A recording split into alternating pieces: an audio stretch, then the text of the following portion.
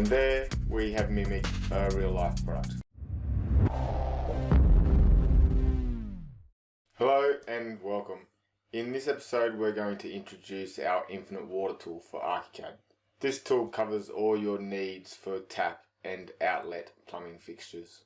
As with all our infinite tools, you can mimic the geometry of any real life product. You can then save that geometry to an office-wide catalogue for use on any project. With a selection of your components created, you can quickly apply them to any arrangement with our rapid configuration page. On this page you have the option to start with an assembly catalogue item, which will lock all the components down to that specific item. Or you can set this element to custom and you can start to configure your own arrangement. First you choose your mounting type, bench for horizontal surfaces or wall for vertical surfaces. Then you choose the tap configuration. You can set it to a single tap, double taps. You can have those taps positioned vertically, or we also have the side and top arrangements in the case of mixers. You then choose the application for your spout, so whether it's a sink and basin type spout, or whether it's a shower rose or a rain shower or the hand shower types. These elements will control the positioning and rotation of these components, so it will make that selection process more efficient.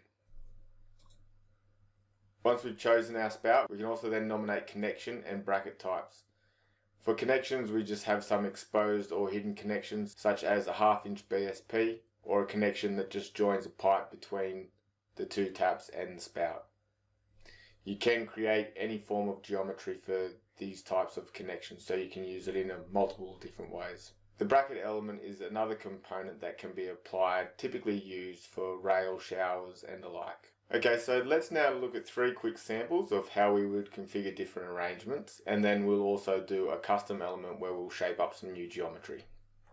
The first arrangement we're going to configure is for a typical kitchen sink. So we want bench mounted. For this instance we do want double taps. We want those taps to be positioned 200 mm apart, and we want the first tap to be at the negative 100 mm on the x-axis. That moves it off into this left-hand position.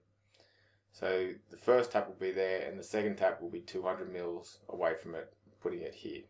Okay, we want something that's a little bit more modern, so we're going to go down and we're going to choose our lever.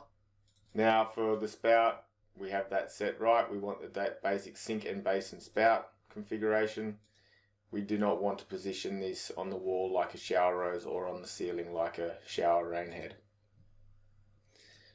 Okay, we then come down and we can choose our spout type. So we want a sink, so we'll go with one of these larger options and we're going to do this minimal sink element here.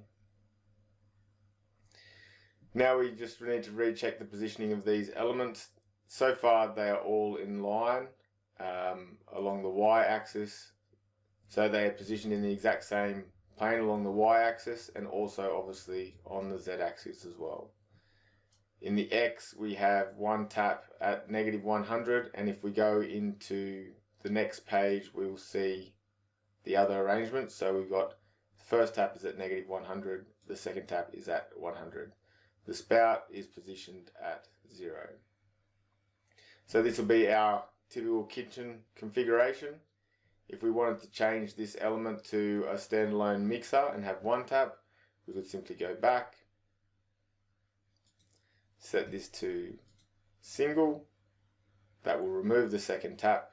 It will position the first tap based on this position here, which we may want to now move over to the other side. And then we can choose a different mixer type. So we could do this solo mixer that we have here. So that is our kitchen sink option. Now let's do a basin, and we'll do it wall mounted. So we first select the wall mounted configuration. We can then go to our assemblies and we can choose a predefined configuration here, or we can start from scratch. So let's start from scratch. Okay, so the first thing here now again is to choose our taps. For this one we're going to apply double taps. We need to set this back to the -100, so there's a tap either side of the spout. We're going to go with a more typical tap for this arrangement. and we're going to go with obviously a wall mounted spout rather than one of these bench mounts. So let's choose one of these wall mounted options, and I think we'll do this one. Okay, and there we have our basin setup. From here we can very quickly move into a shower design as well. So once again we would stay on the wall mounted configuration. We want to change our taps to vertical for this arrangement. We're going to have them placed on the right hand side, and the gap between these will now be 100 because we don't need something in between them. And now for the spout, we want to do a shower rose in this instance. So I'll show you a couple showers. So we select the shower rose. That just gives us a rotation, locks down our rotation for this type of application. So we then choose the shower rose that we have configured, and then we position this, and we're positioning it relative to the taps. So we need to elevate this significantly, and we need to apply a connection of how this element connects to the wall. So we'll turn our connection on, we'll select this hidden element, and we will apply the shower rose connection geometry that we have down here. So now we have that, we just need to adjust our positioning of this element. So that will go out, this is out at 700, so is that the correct height? This will need to go out, I believe 90 mil. Negative 90 mil. And I think it's down 20, let's just see. Okay. So now we have this typical shower rose configuration. From here we can quickly go into a shower rail element. Let's choose a different setup here. So we're going to go with the shower rail type. This will again adjust the positioning of this element. Change that to a hand shower.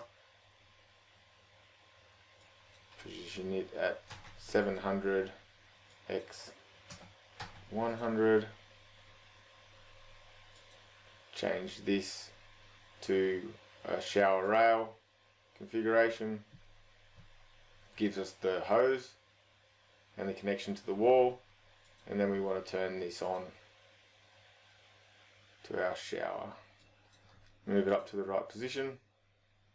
Check our configuration in 3D.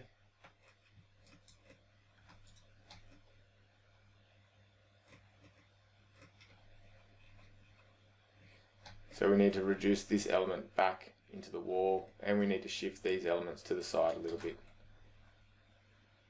So our connection, we're going to go minus 50, and our hand shower we'll put at 50, and then we need to move it back to, I think it was around 76, I think it was 60 plus half of 32. It's the correct position. And there we have our hand shower on a rail with our two vertical taps. So that is how easy it is to configure all these different arrangements using our rapid configuration page. So now let's look at setting up some new geometry for a real life product that you would like to mimic. You can see here I've saved an image file, and this is a DWG from a well-known website, and I'm now just going to mimic this product. The first thing we need to do is we need to choose a very similar type component. So I have components that are similar to this. They're lever taps with a square spout. So if I go to bench mounted, that changes this catalogue to my bench mounted catalogue, and I choose this classic square, or perhaps this has a little bit extra geometry, this more simple one, the modern square. Okay, so this is my starting point. I'm going to copy this element and move it over here. Okay, my positioning is all relatively correct. I'm now going to choose a different tap because I've got a tap that is slightly similar. So I'll set that to custom. and I will choose this one here, the mixer solo round. Okay, I'm going to need to rotate these tap positions out, so I'm going to go into my components and I'm going to angle these out. It will be the Z axis, it's minus 90, 90. Okay, so that's a little bit closer. Now what I want to do is I want to unlock these elements. So my taps and my spouts, I'll go back to this image.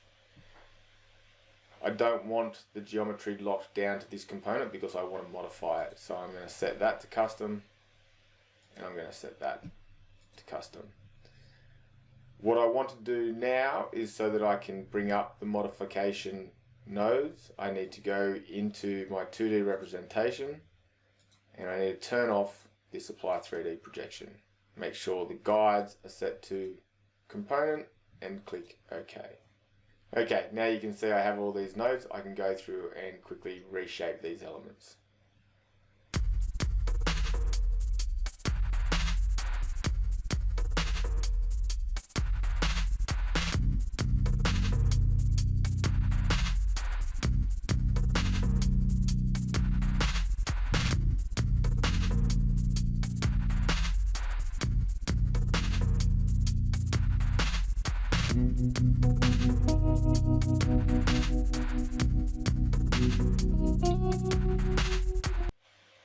Okay, the next thing I'm going to do is I'm going to build this section out of here because this is a revolve and I've got it currently set to extrudes. So let's go into this element, let's go to our tap geometry.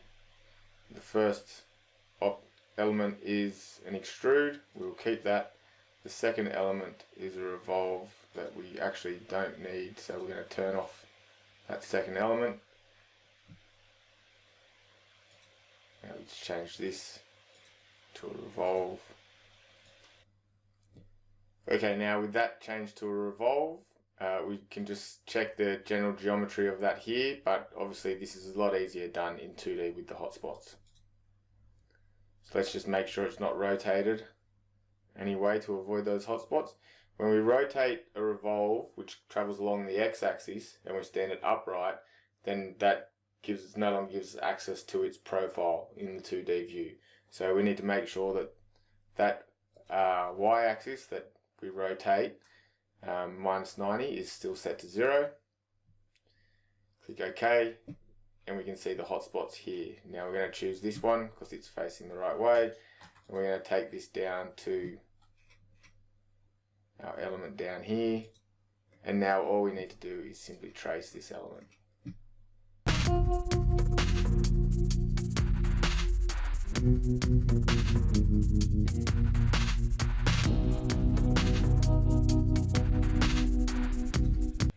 Okay, now we want to remember this height because that's where the tap other piece of geometry will go, so that's at 45. So now let's go back into our taps. Okay, so we want to now rotate this geometry so it stands upright. So we go into our angles and we set the Y angle to minus 90. Okay, we then need to go to our third piece of geometry because our second is turned off, and we need to set its height at 45. Click OK. Check the thing in 3D, and there we go. Perfect. Now let's do the rest. So looking at the image of the spout, we're going to have two shapes. The first shape can be either a revolve or an extrude, and the second shape will be a tube. So we'll have a look at what we've got here as far as size is concerned. It's the same size, 25, and it is 5 high. Okay, so let's take this element, let's drag it over here, position it in the center line of this element, and then rotate it so we have the path of our spout aligned to the elevation. Okay, let's go into the settings and have a look at our spout. So we'll go to the spout, and we've got the first bit of geometry is a revolve, so we're going to leave that as a revolve. We're going to reduce the number because that's going to be a much more simple element, but we can do that in 2D. And our second element is a tube, and that is precisely what we want. So let's go back to our revolve element, and let's make sure that's not rotated so we can adjust its profile. Click OK, and let's go to our tube and just check the positioning of that. Okay, let's start that at 0. Click OK. Quickly adjust this down to the correct size. It was to be 5 high only. So it's a different height to the plate of the taps, as you can see in this elevation. And I haven't bothered to put in the chamfer of the corners. I think that's too much detail. That's up to you how much detail you want to put in this geometry. I think for such a small element, such a small chamfer is not really critical. Okay, so we've got that set up. Now all we need to do is make sure we can follow the path of this element with our tube path. So to do that, we're going to throw in a few guides first. So we want to follow the center line. So if we just put these lines across here, that'll give us quick access to the center line of this tube.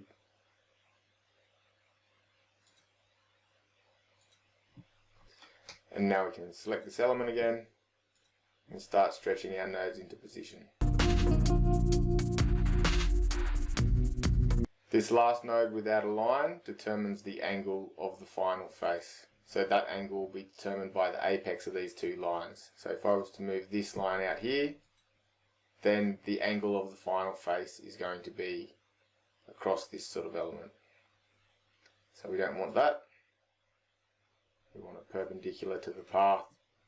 So we can just adjust that to get it exact. Hover over this line to get our angle. And just make sure we're in line with the center point. Okay, adjust these.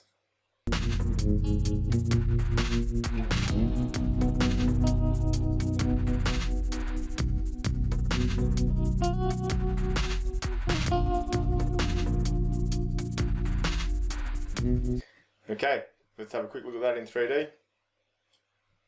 We just need to rotate this disc back. Revolve and rotate the y-axis minus 90 degrees and click OK. And there we have mimicked a real life product. Now we just need to save this real life product into our catalogue. So back into the settings, let's go to the catalogue page, let's go to our tap, and this was called, we've saved an image file for this from the website. And it's this one here, lever, base and set. So that's what we're going to call these elements, and it'll use that image. Upload, download, so we've got it back in here, and lock it to that component. Okay, same with the spout. Lever, base and set, upload, download, and lock to that configuration. Okay, so if we go back to our configuration page, we can see we've now got those elements in our database and they've got an image. We now can go and save this as an assembly and use the same image. So let's go back to our components page and let's set this assembly, which applies those taps and that spout in this configuration based on these positions. And let's upload, download, and lock. Okay, let's go back and have a look at that now with our images. So you can see we now have the lever, base and set, and it's got its image applied. Now we might want to apply these taps and these spouts independently. So rather than to this set, we might want to use different styles with it. So calling it lever, base and set might not work out if we want to individualize these elements. So let's customize this. Let's go into here and let's unlock these elements and rename them. We're going to call this lever tap, upload, download, and lock. And we're going to call this lever spout, upload, download, and lock. Okay, now if we go back to our rapid configuration, we can see we don't have image files for those elements, so we need to change that. So we can go to our image, open this up, file, save as lever spout,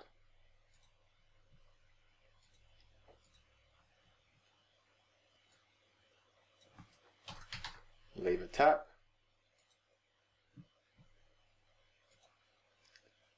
and now let's just select the elements that we want to see, crop, save, go to our spout,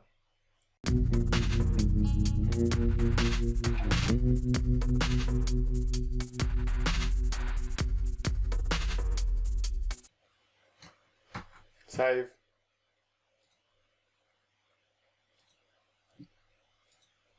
reload the libraries, so we bring in those new images that we just created, and here we now have them as individual images, which represents more closely the fact that these are individual components. So if we go to our lever base and set, we can unlock that. We can change these to lever tap, lever spout, and then we can reload this to update that data.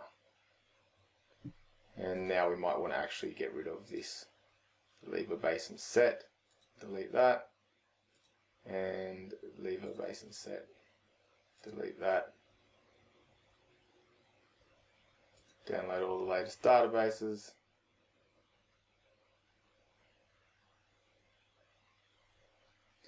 Go back, select it from here, and you can see that we get our individual components. Okay, so that basically covers how to use this tool.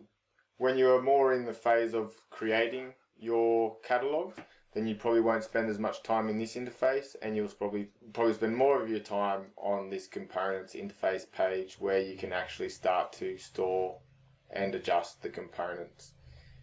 If you want to access just the catalogues, then you can do that here also using the designer menu, and that gives you a much larger graphical representation of your catalogues. Okay, hope you appreciated this video. Hope you look forward to using this tool and starting to have access to catalogues of the exact components that you want and you need. Thank you for watching.